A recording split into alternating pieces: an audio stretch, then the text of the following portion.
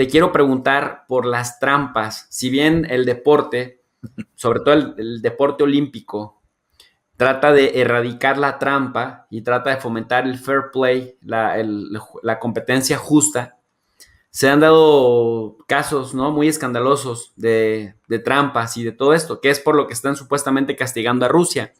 Pero entre los que tú recuerdas, ¿cuáles son como los más famosos y cómo han impactado el ajuste? Me voy a ir con los casos más representativos que aquí tengo preparados, ¿no? Por ejemplo, y para entrar ya en materia en ese caso, en el maratón de 1904, en los Juegos Olímpicos de San Luis, Missouri, donde se le llamó a esa competencia la carrera más difícil que la humanidad haya tenido que correr o que se le haya pedido correr, porque a ese trayecto de maratón digamos, se adaptó un terreno con pendientes, con tráfico, hasta había perros ahí callejeros, y los corredores tenían que lidiar incluso con temperaturas muy altas, ¿no? En esa zona de Estados Unidos en el verano, pues el clima es muy húmedo, ¿no? Es abrasador. Y había un corredor estadounidense de nombre Fred Lords, quien decidió, pues, a las 9 millas o a los 14.5 kilómetros, tomarse un atajo. ¿Cómo? Un coche lo subió y lo llevó un poco más adelante en la carrera, pero después ese coche se descompuso, pero esa ventaja que tuvo con el auto, él ayudó a ganar la carrera. Después se determinó o detectaron que había ganado la competencia de manera fraudulenta, y a otro competidor de nombre Thomas Hicks, a quien le habían dado pues incluso pues un medicamento que se llama estricnina, y también pues yemas de huevo y brandy durante la carrera, pues fue el que ganó, pero ya llegó muy maltrecho, ¿no? Pero a él fue el que le dieron el reconocimiento por haber ganado la competencia, ¿no? Como en 1904 pues incluso pensaban en ahora sí que en hacer lo que hizo Roberto Madrazo, ¿no? En el maratón de Berlín, ¿no? Por ejemplo, ¿no? En los Juegos Olímpicos del 76, en Montreal, el atleta ucraniano, que bueno, en ese momento Ucrania era parte de la Unión Soviética, el atleta Boris Onyshenko, pues era el favorito para ganar la competencia del pentatlón. El pentatlón es una competencia deportiva que incluye 5 diferentes disciplinas. Una de ellas es el esgrima, que es donde él era más sobresaliente. Pero el problema es que él adaptó en el esgrima hay 3 variantes, ¿no? Que es la espada, que es el sable, y el florete. Cada una tiene su peculiaridad, tanto por toque como por forma en la empuñadura. Pero bueno, él compitiendo digamos, en la porción del esgrima, había adaptado un botón para que cada vez que lo apretara, él sumara un punto. Y entonces se dieron cuenta de que estaba sumando puntos a pesar de que estaba fallando en los toques, ¿no? Porque hay que tocar el peto o las piernas o la cabeza del rival, ¿no? Por eso digo, depende de cada modalidad del esgrima. Y fue cuando se dieron cuenta de que él estaba haciendo trampa, ¿no? Al apretar su espada, y lo descalificaron de los juegos, ¿no? Por ejemplo, también, ahora yendo un poco más hacia el presente, Marion Jones, la atleta estadounidense, la velocista, había ganado medallas de oro, ¿no? 5, de hecho, en pista y campo, en los Olímpicos de Sydney 2000, y había acusaciones de que ella había usado esteroides anabólicos. Y después hubo un escándalo de una empresa, de un laboratorio, los famosos laboratorios Balco, que también salpicaron a los beisbolistas de grandes ligas. Y aunque ella antes, que en 2003 había sido, digamos, acusada, y ella dijo, no, yo todo lo hice bien, no sé qué, fue tanta la presión que hasta en 2007 ella admitió que sí, que efectivamente había tomado esteroides y por eso había tenido unos olímpicos tan exitosos. Pues ella tuvo que pasar 6 meses en prisión, y obviamente todos sus récords y todos sus logros olímpicos fueron borrados, así como quien vaciaba la botellita del corrector blanco del liquid paper y borraba todo. Así borraron su registro, ¿no? de Marion Jones.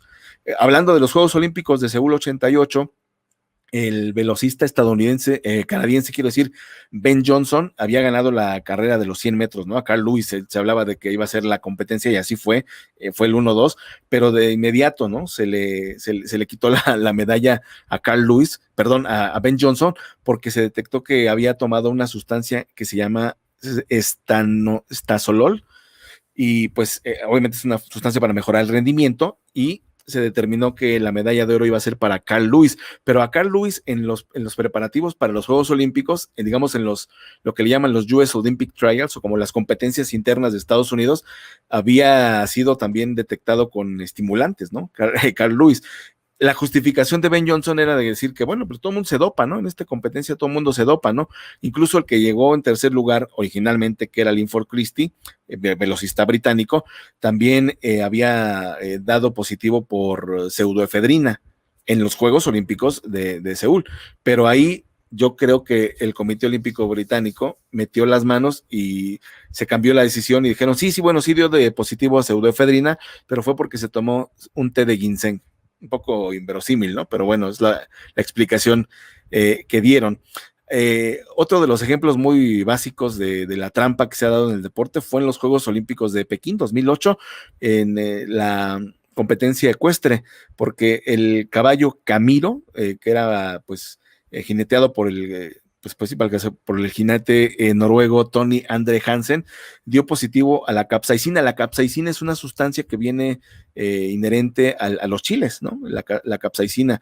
De hecho, hay una medición, hay una escala, no me acuerdo cómo se llama el término, pero hay una escala para medir la capsaicina en los diferentes chiles, ¿no? Para decir, este es el más picante o este no es el más picante. Entonces, se le untó al caballo una pomada que a veces sí se utiliza, pero más que para estimular al caballo, pues como para curarlo, ¿no? De alguna situación muscular, de alguna articulación, pero en este caso en la competencia, pues fue usado el ungüento para estimular al animal y había ganado la medalla de bronce, ¿no? Hansen, el jinete noruego, y pues se determinó que ahora sí que el caballo había dado positivo por la capsaicina y lo despojaron de la medalla, ¿no? Ya voy a acabar, me faltan dos ejemplos muy claros de la trampa en el deporte olímpico. En los Juegos Olímpicos de Londres en 2012 se introdujo por primera vez el formato de round robin, que es todos contra todos en el bádminton, en el equipo, digamos, en el equipo, las parejas, ¿no? Los duetos de mujeres, y los equipos de China, Indonesia y Corea del Sur se dejaban perder algunos partidos para tener una mejor siembra más adelante. Entonces, esto desató los abucheos de los aficionados que estaban viendo esos tristes espectáculos, y todos estos equipos fueron descalificados porque no mostraron esfuerzos para ganar, ¿no? Ya después la WWF, que es la Badminton World Federation, hizo cambios para hacer atractivo el torneo de badminton, pero pues se dio, ¿no? Ese caso en Londres, ¿no? Donde pues se dejaban perder deliberadamente para sacar algún beneficio.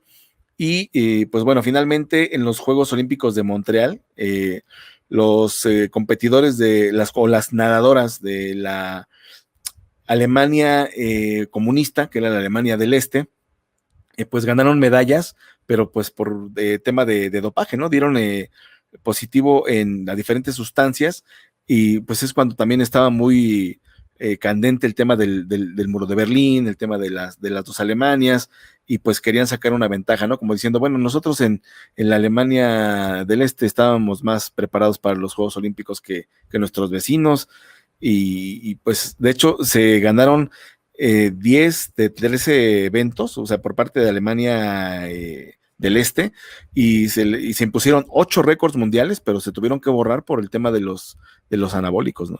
Oye, Israel, ¿y tú te acuerdas que los medios de comunicación mexicanos, así como, bueno, yo pienso en Televisa y TV Azteca, que son los que avasallaban, monopolizaban la cobertura de los Juegos Olímpicos, siempre nos traían el rollo de que los jueces del mundo la traen en contra de los mexicanos, pobres mexicanos, siempre les va como en feria porque los jueces son unos tramposos y estos no dejan que uno avance. Y nos vendían el tema, por ejemplo, en las marchas, ¿no? ¿Tú te acuerdas de aquella descalificación a Bernardo Segura, que gana un oro y que de pronto pareciera que cuando acaba de hablar con el presidente Zedillo, le dicen, oye, pues tú estás descalificado, tú no fuiste?